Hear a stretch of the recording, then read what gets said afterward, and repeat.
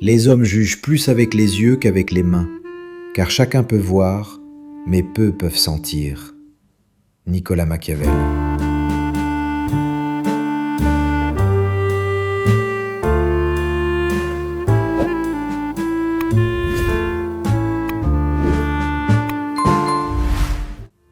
La plupart des gens pensent être attentifs aux autres. Ils observent les comportements, écoutent les paroles, comparent les attitudes. Ils croient analyser les intentions. Pourtant, dans presque toutes les situations sociales, ce qui est réellement observé n'est pas l'action, mais le récit qui accompagne l'action. L'esprit ne lit pas les comportements, il lit leur explication.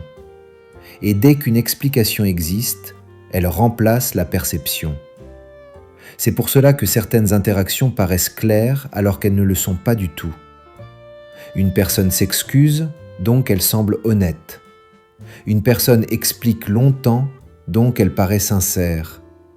Une personne parle calmement, donc elle paraît juste. Le cerveau ne vérifie pas si les actes correspondent. Il accepte l'histoire parce qu'elle réduit l'incertitude. Comprendre rassure plus qu'observer. Ce mécanisme crée une illusion fondamentale. Croire que l'on comprend les gens parce que leurs mots sont cohérents. En réalité, la cohérence verbale ne révèle pas l'intention. Elle stabilise la relation. Tant que l'histoire racontée permet de maintenir une interaction fluide, l'esprit cesse d'enquêter. La perception s'arrête dès que l'explication devient confortable. Ainsi, l'influence ne commence pas lorsqu'une personne cherche à tromper. Elle commence lorsque l'autre accepte de remplacer l'observation par l'interprétation. À partir de ce moment, la relation n'est plus basée sur ce qui se passe, mais sur ce que chacun peut continuer à croire sans effort. La plupart des manipulations ne reposent donc pas sur le mensonge. Elles reposent sur la facilité mentale. Fournir une version du réel suffisamment simple pour que l'autre arrête de regarder. Et quand on cesse de regarder, tout devient logique. Les gens ne mentent presque jamais. On imagine souvent la manipulation comme un acte actif. Quelqu'un invente une histoire pour tromper volontairement. Cette image est rassurante parce qu'elle suppose une frontière claire entre vérité et mensonge. Mais dans la majorité des interactions, personne ne fabrique vraiment une fausse réalité. Les individus produisent plutôt des versions acceptables de ce qui se passe afin d'éviter une réaction imprévisible. Autrement dit, les paroles ne servent pas à cacher la vérité, mais à contrôler la conséquence. Lorsqu'une personne arrive en retard et dit qu'elle a été retenue, l'important n'est pas l'exactitude du motif. L'important est que l'explication empêche la tension de monter. Les mots sont choisis pour stabiliser la réaction de l'autre. Ils organisent l'émotion future plus qu'ils ne décrivent le passé. C'est pourquoi beaucoup de discours semblent sincères, même lorsqu'ils sont inexacts. Ils ne sont pas construits pour être vrais, mais pour être acceptables. Et l'acceptabilité dépend de ce que l'autre peut entendre sans modifier son comportement. Une bonne explication n'est pas celle qui correspond aux faits, c'est celle qui maintient la continuité de la relation. La plupart des gens parlent donc pour conserver la prévisibilité de l'échange. Ils sentent intuitivement quelles phrases évitent le conflit, lesquelles rassurent, lesquelles permettent de continuer comme avant. Ce processus n'est pas toujours conscient. Il n'y a pas forcément intention de tromper, seulement intention de garder la situation stable.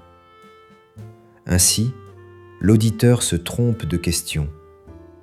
Il se demande si l'autre dit vrai, alors que la question réelle est « Qu'est-ce que cette phrase empêche de se produire ?» Dès que cette question change, la perception change aussi. Une justification cesse d'être une preuve. Elle devient un outil relationnel. Une excuse n'indique plus la faute, mais la réaction redoutée. Le discours ne décrit pas la réalité, il révèle la conséquence que l'on cherche à éviter. À partir de là, beaucoup d'échanges deviennent visibles. Les paroles longues apparaissent dans les moments où la réaction pourrait être forte. Les mots rassurants apparaissent là où une décision pourrait être remise en cause. Le langage ne suit pas les événements, il suit l'émotion anticipée. Ce qui semblait être de l'honnêteté devient un réglage social. Ce qui semblait être une transparence devient une régulation. Et la manipulation, au sens strict, n'est plus nécessaire. Chacun participe simplement à maintenir une version du réel compatible avec la continuité de la relation. Comprendre cela ne rend pas les gens malveillants. Cela rend leurs paroles fonctionnelles. Elles servent moins à informer qu'à rendre le futur prévisible. La pression ne révèle pas la vérité. On croit souvent qu'une personne montre son vrai visage lorsqu'elle est sous pression. La colère, le stress, la fatigue seraient des révélateurs. Comme si la tension retirait un masque et laissait apparaître une nature cachée. Cette idée paraît logique. Quand quelqu'un ne peut plus contrôler son image, il deviendrait enfin sincère. Mais ce qui disparaît sous pression n'est pas le mensonge, c'est l'effort social. Dans une interaction normale, chacun ajuste continuellement ses réactions. On retient certaines réponses, on reformule, on atténue, on choisit un ton plutôt qu'un autre. Ces micro-corrections ne sont pas de l'hypocrisie, elles permettent simplement aux échanges de rester stables. La plupart des comportements quotidiens sont des comportements régulés. Lorsque la pression augmente, cette régulation devient coûteuse. Le cerveau réduit ce qui demande de l'énergie. Il ne révèle pas une vérité intérieure, il supprime les ajustements extérieurs. La personne ne devient pas différente, elle devient directe. Ce qui apparaît alors n'est pas son intention profonde, mais sa réaction immédiate sans amortisseur social. Beaucoup interprètent ce moment comme une découverte. Voilà ce qu'il pense vraiment. En réalité, c'est seulement ce qu'il exprime lorsqu'il n'organise plus l'effet produit. La différence est importante. Un comportement régulé vise la continuité de la relation. Un comportement sous pression vise la résolution rapide de la situation. Ce ne sont pas deux personnalités, mais deux contextes. Le problème vient de la lecture morale que l'on en fait. On suppose qu'il existe un état authentique et un état faux, alors que les deux sont fonctionnels. Dans un cas, l'individu gère la perception, dans l'autre, il gère l'effort. Comprendre cela change la perception des conflits. Une réaction brutale n'est plus un dévoilement définitif, mais un comportement sans filtrage. Elle indique la priorité du moment, pas la valeur globale de la relation. Ainsi, certaines phrases prononcées dans la tension paraissent disproportionnées, non parce qu'elles sont sincères, mais parce qu'elles sont économes. Elles ne cherchent plus à maintenir l'équilibre, seulement à terminer l'épisode. La pression ne révèle donc pas ce que quelqu'un est, elle révèle ce qu'il cesse de maintenir. À partir de là, une dispute cesse d'être une confession. Elle devient un raccourci, un mode d'expression sans gestion d'image. Et beaucoup d'interprétations durables reposent sur des réactions qui n'étaient destinées qu'à réduire un effort temporaire. Ce qui semblait être une vérité devient un moment sans régulation. La gentillesse n'apaise pas. On pense généralement que la gentillesse améliore une relation parce qu'elle rassure. Dire oui, aider, comprendre, éviter la confrontation, tout cela paraît réduire la tension. Mais dans une interaction régulière, la gentillesse ne diminue pas le conflit. Elle indique simplement la marge possible. Chaque relation fonctionne avec des ajustements implicites. Chacun teste inconsciemment jusqu'où l'autre accepte sans réagir. Une réponse conciliante n'efface pas la demande, elle la valide comme reproductible. L'autre apprend que ce comportement ne crée pas de coût relationnel. Ainsi, la gentillesse agit moins comme un apaisement que comme une information. Elle décrit la zone sûre. C'est pourquoi certaines situations se répètent sans intention négative. Personne ne cherche à profiter volontairement. Les comportements se stabilisent autour de ce qui n'entraîne pas de rupture. Une demande acceptée devient normale, non parce qu'elle est juste, mais parce qu'elle n'a pas été contestée. La relation s'organise autour du chemin le plus simple. Et le chemin le plus simple est celui qui ne produit aucune réaction. Peu à peu, ce qui semblait être un geste devient une attente, non par calcul, mais par adaptation. Le cerveau humain retient surtout les actions sans conséquences négatives. Si un comportement n'entraîne pas de friction, il devient une option par défaut. La gentillesse constante n'apaise donc pas l'échange. Elle fixe sa structure. Elle indique où la négociation n'est pas nécessaire. Et lorsque la négociation disparaît, la réciprocité disparaît souvent aussi. Non par manque de respect, mais parce que rien n'oblige à recalculer. C'est pour cela que certaines personnes ont l'impression de changer soudainement de regard sur une relation. Rien n'a réellement évolué. La lecture a changé. Ce qui paraissait être une série de gestes isolés apparaît comme un modèle cohérent. La perception passe de l'événement au système. À partir de ce moment, la manipulation devient inutile. Le comportement s'auto-maintient. Comprendre cela modifie l'interprétation. Une attitude insistante n'est pas forcément une volonté d'obtenir plus, mais la continuité logique de ce qui n'a jamais demandé d'effort à l'autre. La relation ne suit pas les intentions, elle suit les réactions observées.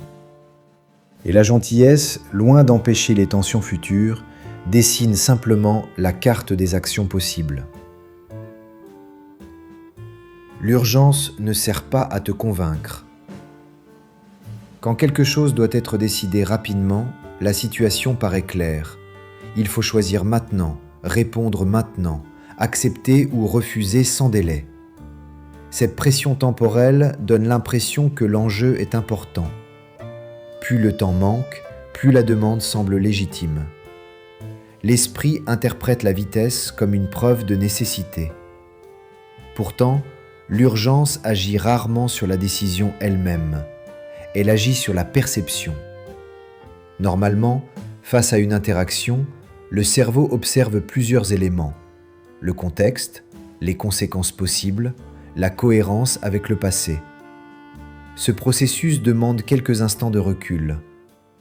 L'urgence supprime cet espace. Elle remplace l'analyse par la réaction. Ainsi, la question n'est plus « est-ce juste ?», mais « puis-je refuser maintenant ?» Dans cet état, la personne n'évalue plus la situation globale. Elle évalue le coût immédiat du refus. La pression déplace le centre de gravité. La décision porte moins sur l'action demandée que sur la tension créée par l'instant. Accepter soulage plus vite que réfléchir. Ce mécanisme ne nécessite aucune intention manipulatrice. Il suffit que quelqu'un agisse dans la précipitation pour que l'autre perde la possibilité d'observer. Le cerveau humain privilégie la résolution rapide d'un inconfort présent plutôt que l'optimisation d'une conséquence future. C'est pourquoi certaines décisions semblent étranges une fois le moment passé. Hors pression, elles apparaissent disproportionnées. Sur l'instant, elles semblaient évidentes. La différence ne vient pas d'une nouvelle information, mais du retour de l'espace mental. L'urgence ne rend donc pas la demande plus valide. Elle réduit simplement la distance critique. Quand cette logique devient visible, la rapidité cesse d'être un argument. Elle devient un signal. La situation exige une réaction avant compréhension. Et toute réaction avant compréhension appartient davantage au contexte qu'à la volonté. Ce qui paraissait être une conviction devient une adaptation instantanée. La flatterie n'augmente pas ton ego. On imagine la flatterie comme une tentative d'obtenir quelque chose en gonflant l'orgueil, comme si l'autre cherchait à influencer en rendant la personne confiante. Mais l'effet principal n'est pas l'augmentation de l'ego, c'est la diminution de la vigilance. Lorsqu'un jugement positif apparaît, l'esprit réduit spontanément la méfiance, non parce qu'il se croit supérieur, mais parce qu'il anticipe une interaction fluide. Le compliment crée un environnement prévisible. Si l'autre me valorise, il ne me contredira pas immédiatement. Ainsi, la perception se relâche. La flatterie n'est pas une tentative de persuasion directe, c'est une stabilisation préalable. Avant d'introduire une idée, il faut réduire la tension critique. Le cerveau humain n'analyse pas tout en permanence.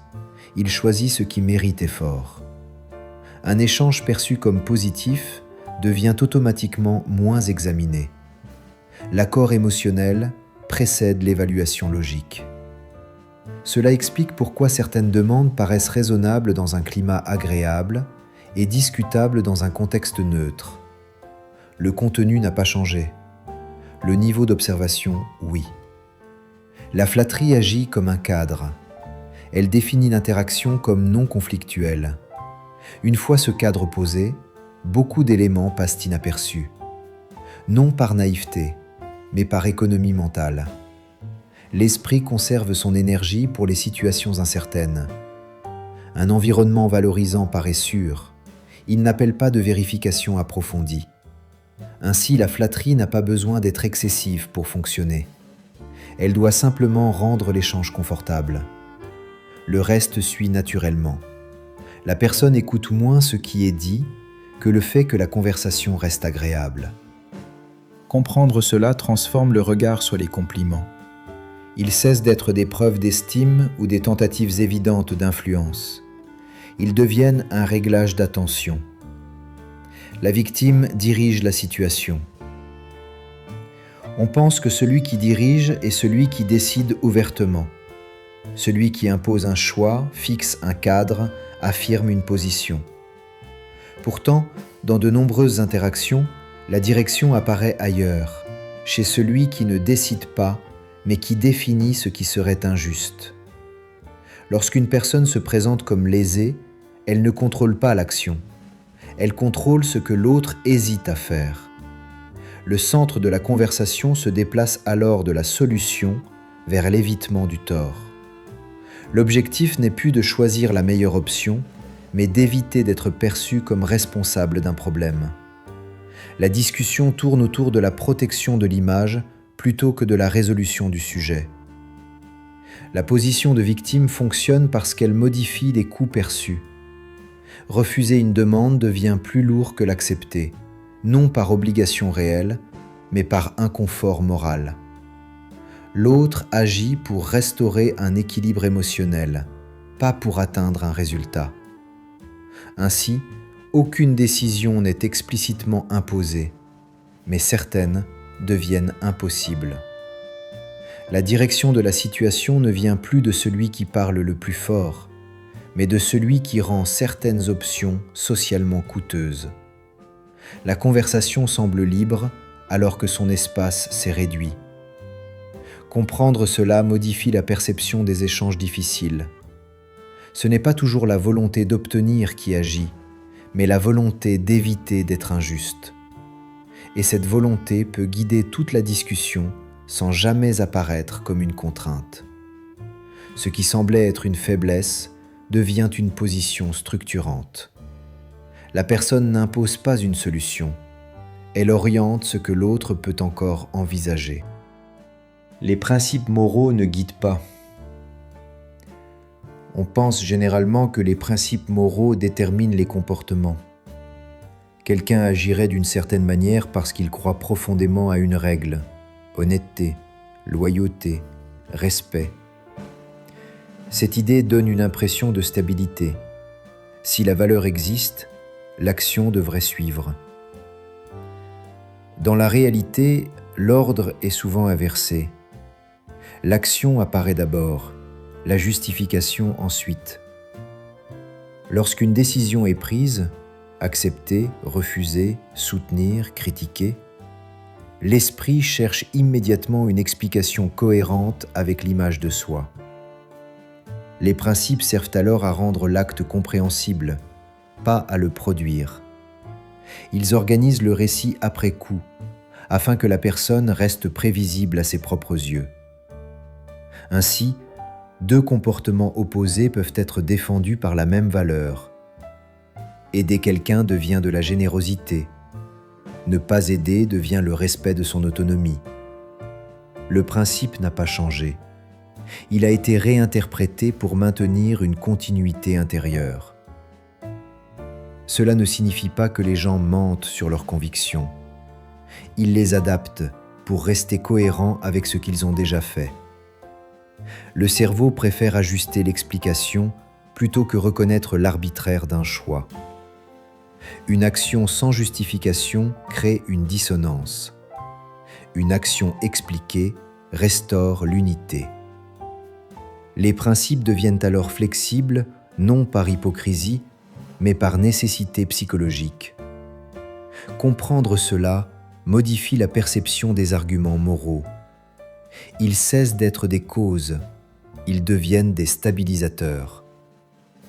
Lorsqu'une valeur apparaît dans une discussion, elle sert souvent à rendre acceptable une décision déjà engagée. La morale ne guide donc pas toujours le comportement. Elle protège la cohérence après l'action. Le conflit n'abîme pas la relation. On évite souvent le conflit par peur de détériorer un lien, comme si l'absence de tension garantissait la solidité de la relation. Pourtant, dans de nombreux cas, le conflit ne détruit pas une relation, il révèle sa structure. Tant qu'aucun désaccord clair n'apparaît, chacun suppose implicitement la compatibilité. Les limites restent théoriques, les attentes ne sont pas testées. La relation fonctionne dans une zone d'hypothèse. Le conflit change cela. Lorsqu'une divergence explicite surgit, certaines possibilités disparaissent. On découvre ce qui est négociable et ce qui ne l'est pas. La relation passe d'un état imaginaire à un état défini. Elle devient moins large, mais plus lisible. La détérioration ressentie vient souvent de cette précision soudaine. Ce qui semblait ouvert se révèle restreint. Pourtant, rien n'a été créé par le conflit. Il a seulement rendu visible ce qui existait déjà. Ainsi, éviter systématiquement la tension maintient une relation indéterminée. Elle paraît stable, mais dépend de suppositions mutuelles. Dès que celles-ci sont contredites, l'impression de rupture apparaît. Le conflit n'introduit pas une distance nouvelle, il mesure la distance réelle. Après lui, la relation peut devenir plus courte, mais plus claire. Ce qui reste n'a plus besoin d'être imaginé. La compréhension remplace l'anticipation. Ce qui semblait être une dégradation devient une définition. Les gens ne profitent pas des faibles. On explique souvent certaines situations par l'exploitation. Quelqu'un profiterait d'une personne plus conciliante. Cette lecture suppose une intention particulière, presque une stratégie consciente. Pourtant, la plupart du temps, le comportement observé n'est pas exceptionnel. Il est simplement naturel dans le cadre donné. Chaque interaction s'organise autour du coût perçu. Une action facile devient probable. Si une demande n'entraîne aucune friction, elle se répète. Non parce que quelqu'un cherche à abuser, mais parce que rien ne signale une limite.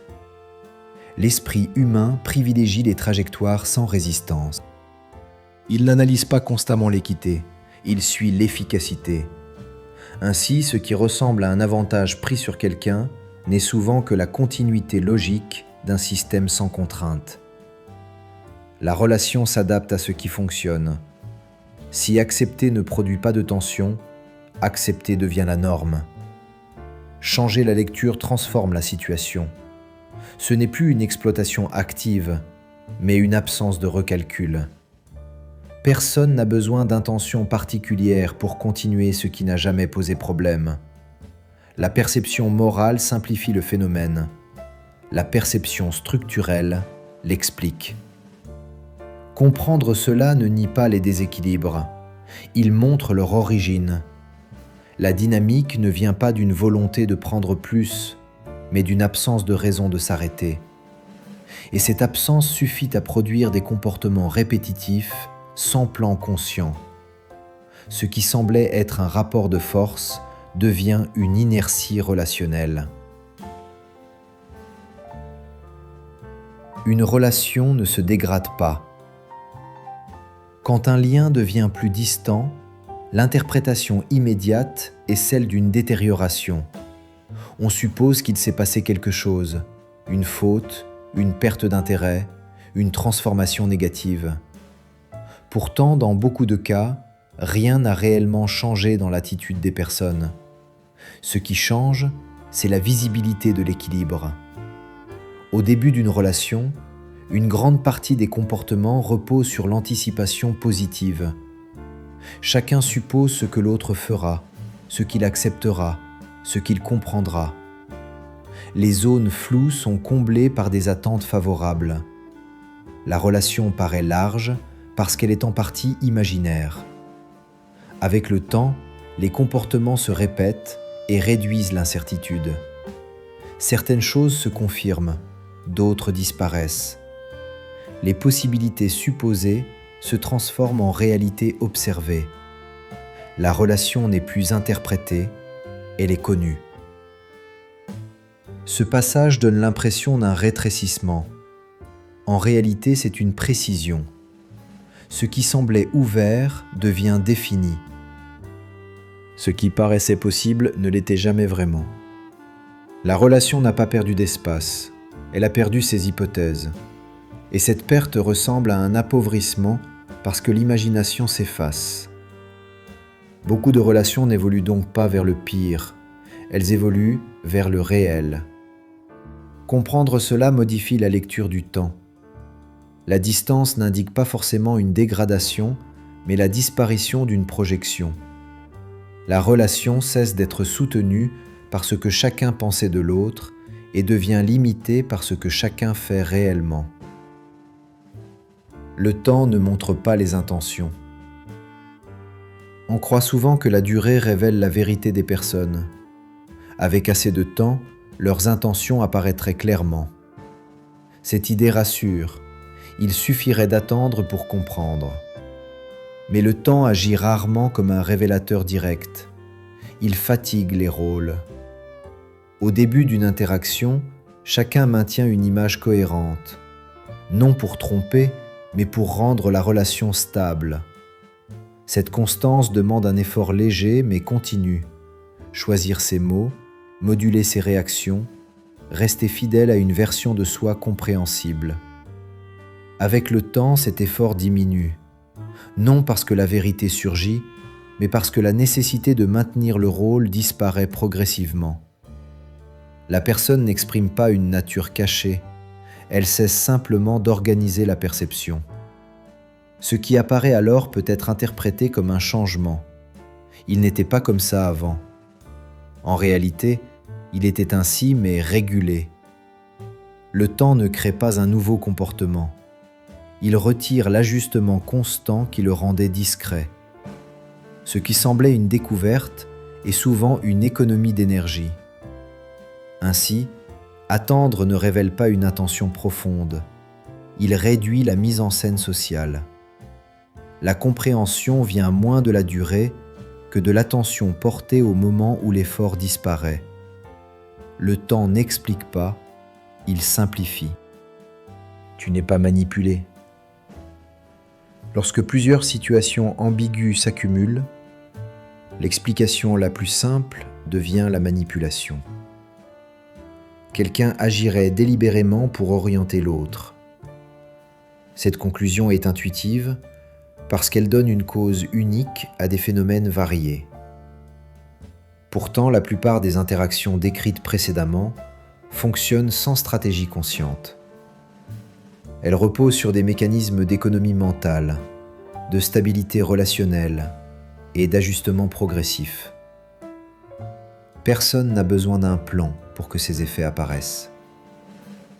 L'influence naît souvent d'une lecture inadéquate plus que d'une volonté extérieure. Lorsqu'on interprète les paroles comme des descriptions, la pression comme une sincérité, la gentillesse comme une intention, la durée comme une preuve, on construit un modèle simple mais faux. Les comportements deviennent alors surprenants et semblent dirigés. Changer le modèle rend les mêmes situations prévisibles, non parce que les autres changent, mais parce que leur logique devient visible. Ce qui paraissait manipulation devient interaction ordinaire, observée sans interprétation morale excessive. La plupart des tensions viennent moins d'actions hostiles que d'attentes erronées sur la manière dont les relations se maintiennent. Dans une interaction, avant de conclure ce que l'autre cherche, observe ce que la situation lui permet simplement de faire sans effort. Souvent, cela suffit à comprendre. Merci pour votre attention. Si la vidéo vous a plu, laissez un like, abonnez-vous et laissez un commentaire. Je vous souhaite le meilleur. À très bientôt.